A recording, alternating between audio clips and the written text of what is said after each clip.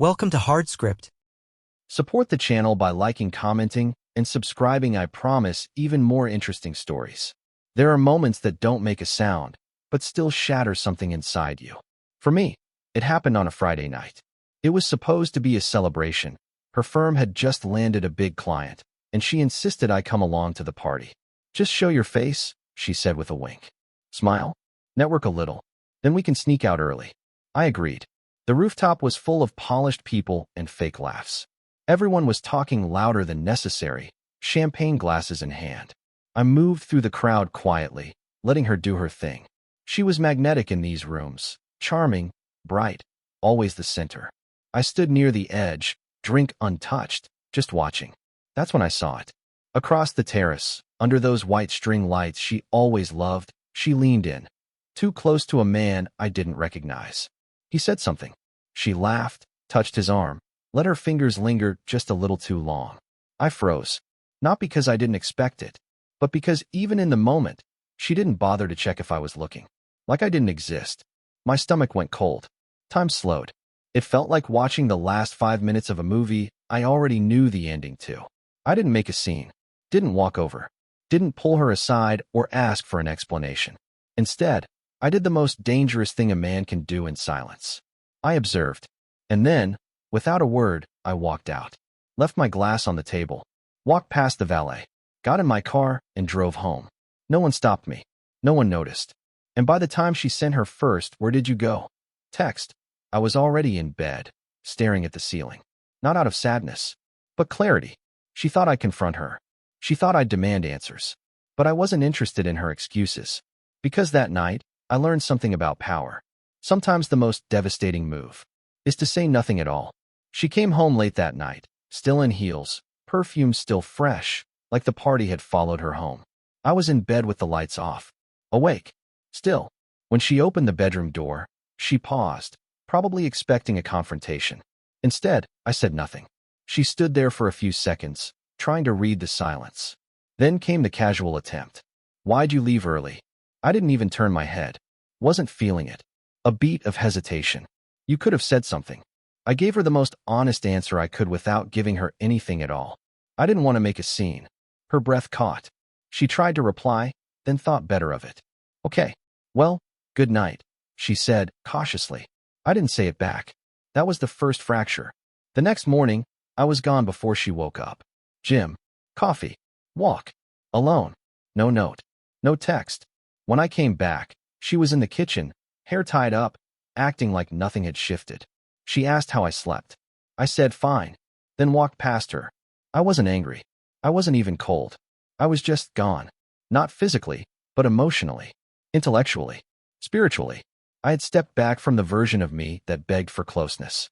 And what replaced it was distance measured in silence. At work, I stopped answering her check-in texts. At home, I kept my routines tight. Focused, controlled. She began noticing the absence. Movie nights, I skipped them. Dinner at the table, I ate earlier, alone. Touch, gone. Laughter, erased. Every night, she'd enter the bedroom a little slower, like approaching something unfamiliar. And every night, I'd already be turned away.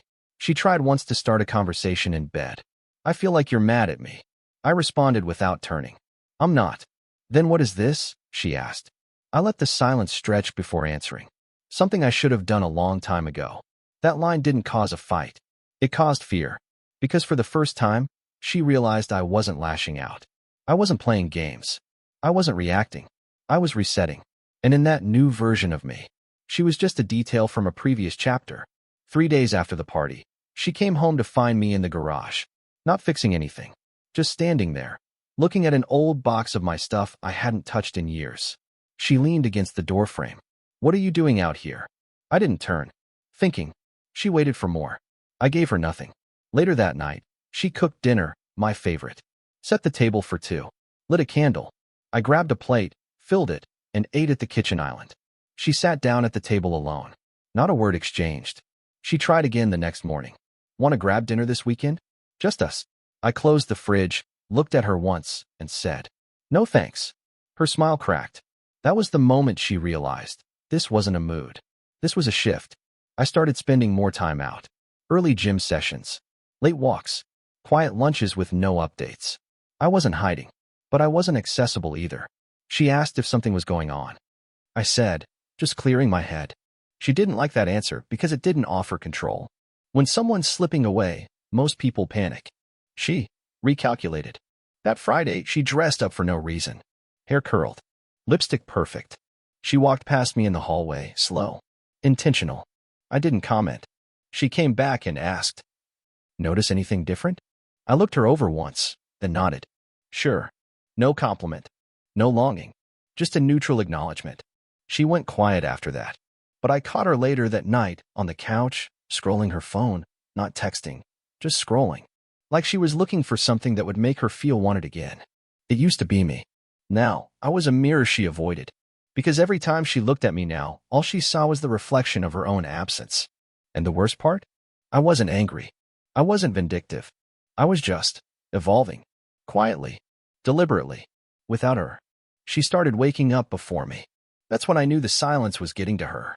For years, I was the one who moved first. Made the coffee. Opened the blinds. Took the lead. Now she stood in the kitchen at 6:45 a.m., in full makeup, stirring a spoon she didn't need, waiting for something to shift. It didn't. I came down dressed for the gym, grabbed my keys, said morning, and walked past her. No kiss. No pause. No tension, just exit. That day, she texted twice. The first, "You okay?" I left it unread. The second, "I miss how we used to be." I didn't reply. She didn't send a third. That night, I got home late. Not because I had anywhere important to be, but because I wanted her to wonder.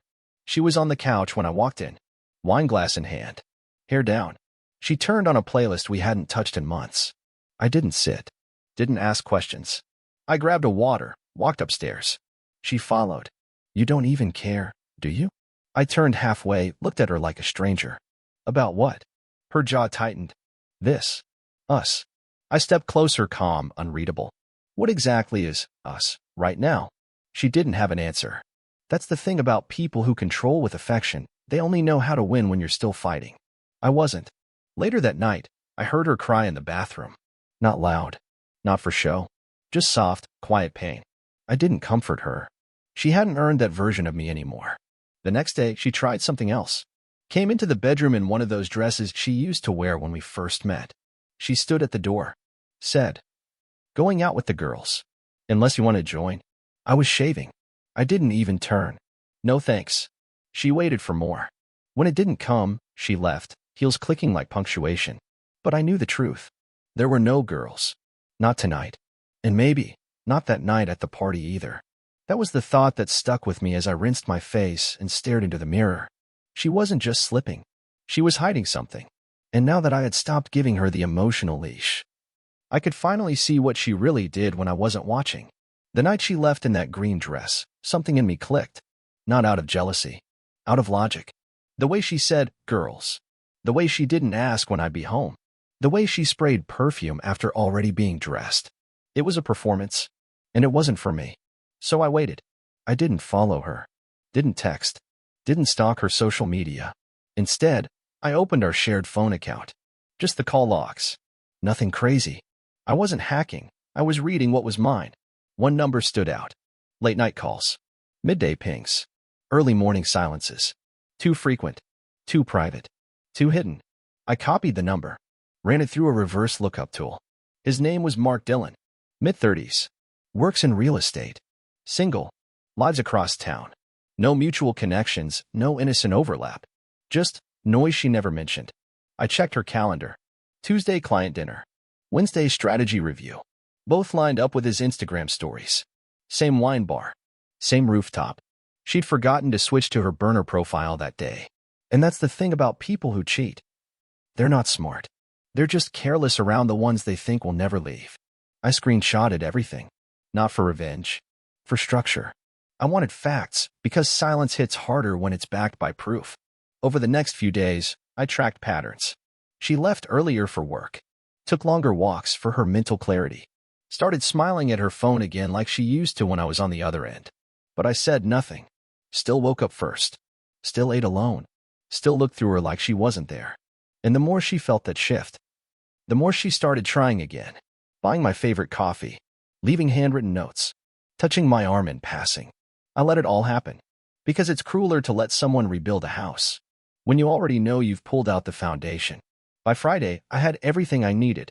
Receipts, logs, photos, names, and one question I'd stopped avoiding. When? Not when did it start. When would I end it? Because now. It wasn't a question of what she was doing. It was how I would leave her with nothing but the echo of her own lies. I didn't confront her that weekend. Instead, I played along. She invited me to brunch Sunday morning, something we hadn't done in months. I said yes. She smiled like it meant something. I smiled like it didn't. We sat across from each other, clinking glasses, talking about nothing. She reached for my hand mid-sentence. I let her touch it for exactly 3 seconds, then pulled back to check my phone. Her eyes flinched. That's when I knew. She felt the shift. Not in words. Not in action. In absence. Monday, I took the day off. Not for rest, strategy. I met with a lawyer. Quietly. Privately. Brought a copy of the records. The messages. The proof. No drama. Just planning.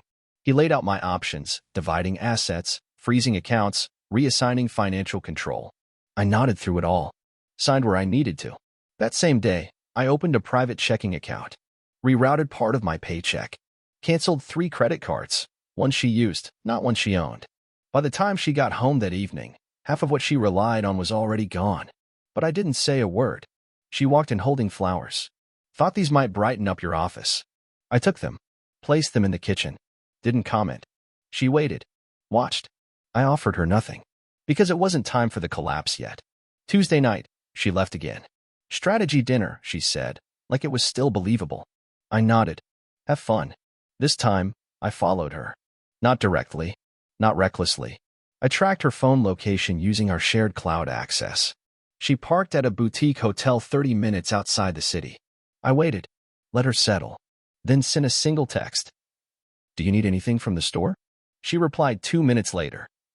Just got to dinner. I'm good. Thanks. Smiley face. I screenshotted it. Watched her phone stay at the same location for the next 3 hours. That night, I slept better than I had in weeks. Not because I was winning. Because I was done pretending I hadn't already won. The next morning, I started printing. Photos. Messages. Logs. Her life from the night before, time-stamped and color-coded. Not to humiliate her. Just to prepare the moment she'd finally see herself through my eyes. And when that moment came, I wasn't going to raise my voice. I was going to raise the curtain. She made dinner that night. Set the table for 2. Poured my favorite wine. Wore the sweater I once told her she looked soft in.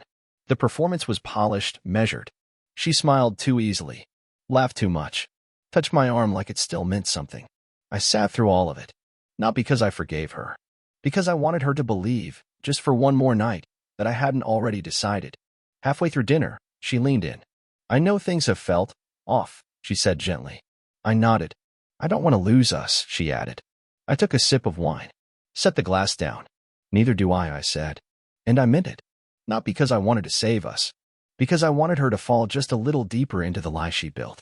Her shoulders relaxed. She smiled, relieved. She thought she still had time.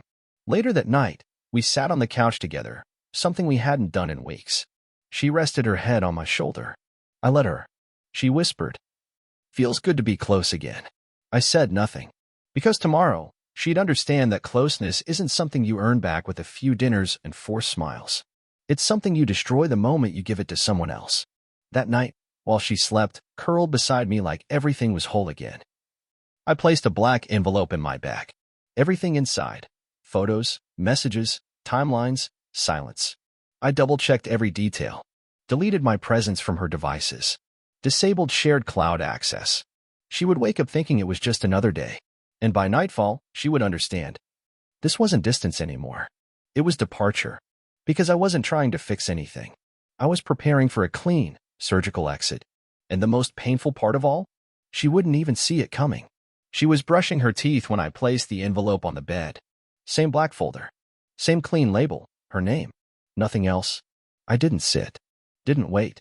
Just walked downstairs, poured a glass of water, and waited in the silence she once begged for. 10 minutes later, I heard her footsteps. She walked in slow. Envelope in one hand. Expression unreadable. What is this? She asked. I didn't answer. She opened it right there, standing in the middle of the living room like a defendant waiting for the verdict. First the photos, then the texts, then the location pings, the screenshots, the smiling faces in hotel lobbies. Her hands began to shake. She looked up, eyes wide. This isn't what it looks like. I tilted my head. You really going to insult both of us like that? She didn't answer. She just stared, like the air had been pulled from the room. Her voice dropped.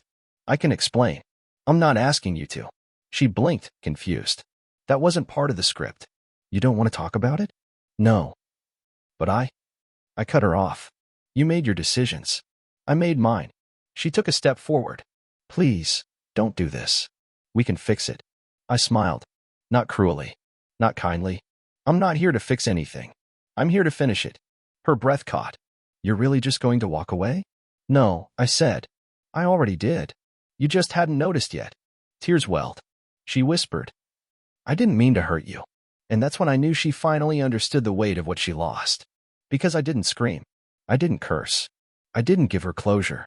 I gave her silence. The kind that stretches into every future version of herself. The kind that stays louder than any goodbye. She sank onto the couch, envelope clutched like a lifeline. But I didn't sit beside her. Because this wasn't a turning point. It was the end. After the envelope, she tried everything. She cried. She pleaded. She whispered apologies that once would have broken me. Now they barely registered. I didn't move out immediately. That's what confused her most.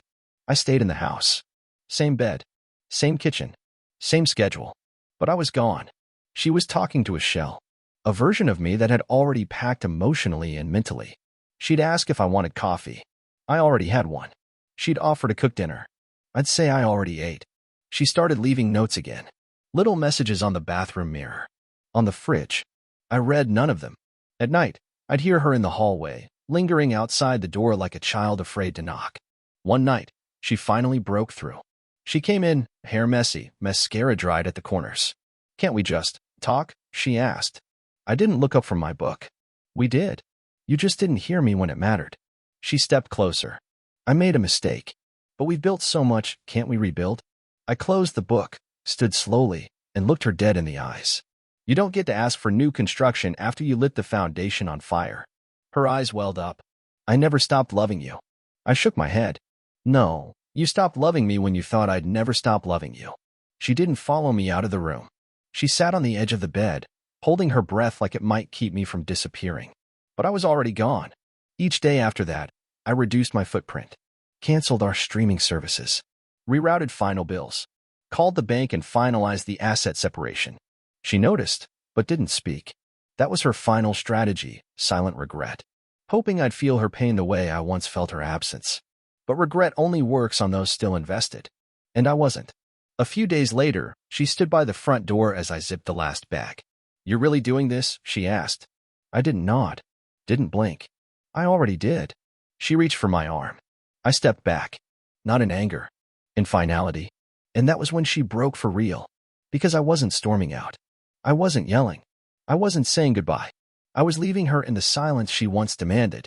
And now it was all she had left. I didn't leave in the middle of the night. I left at 9:04 a.m. on a Sunday. Sun out. City quiet. No dramatic farewell. Just absence. The last thing I took was my watch from the dresser. The one she gave me on our second anniversary. I left the box behind. No letter. No voicemail. No trace. By the time she woke up, I was already 2 hours gone. Phone off. Email locked. Shared accounts deleted. She tried calling twice that morning. The third time, it rang once, then went silent. Blocked. I didn't leave to hurt her. I left because she had nothing left to offer that hadn't already been given to someone else. A few days later, a mutual friend texted me. She's asking around. Says she doesn't understand what happened. I never replied. Because if you cheat on someone and still don't understand why they left, you don't deserve closure. I heard she tried reaching my family next. My sister. A couple cousins. No one answered. I had warned them in advance. Not to protect me, but to protect my peace. I moved into a small place on the other side of town. Quiet. Clean. Mine. No ghost of her in the walls. No perfume in the closet. No, what are we doing this weekend? Echoing in the air. Just me. Reclaiming the time I once gave freely. She sent one last message from a burner number. Can we please talk? I don't even know who you are anymore. I stared at the screen for a while, then deleted it. Not because I was angry, because she was right. She didn't know me anymore. She only knew the man who tolerated her. And that man no longer exists. Weeks passed, then months. One morning, I saw her by chance standing outside a coffee shop, alone. She looked tired, smaller somehow. She saw me. For a moment, her face lit up, like maybe there was still a version of us worth chasing. I gave her one nod. That was all. She took a step forward. I took a sip of coffee, turned, and walked away. Because you can't rewrite what you already burned to the ground. And some silences aren't empty. They're earned. Real men don't explode. They exit. Subscribe for more power stories.